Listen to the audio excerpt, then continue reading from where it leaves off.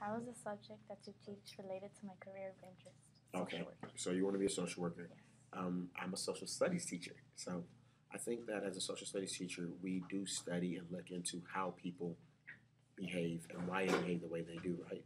And so to see how and why people behave is really what you're doing as a social worker.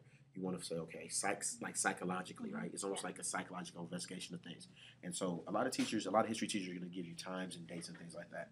As a teacher, as a history teacher for me, I want you to understand how and why. Therefore, you understand how and why that parent treats that child that way, so you can help rescue them from that negative situation or it is. So it's about that. Also, communication.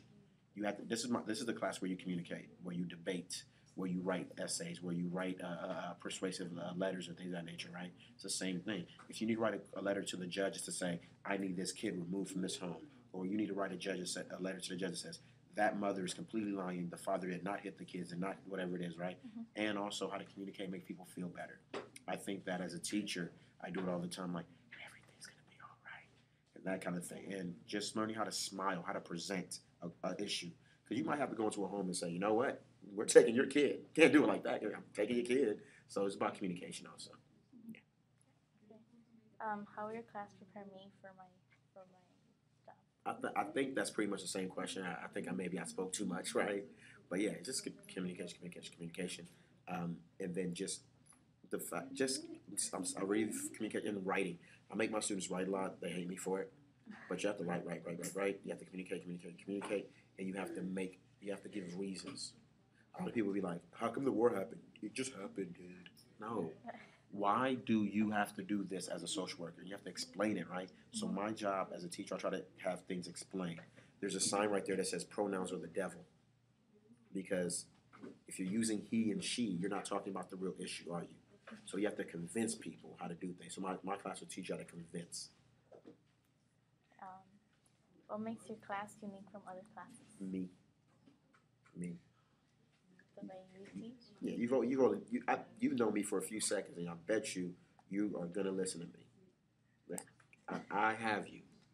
I think I'm pretty good at that. Not to be cocky, but I'm good at engaging individuals. So that's one part of it being unique. The second part of it being unique, as I said before, is that I'm not a facts history teacher. I'm a why history teacher. All right.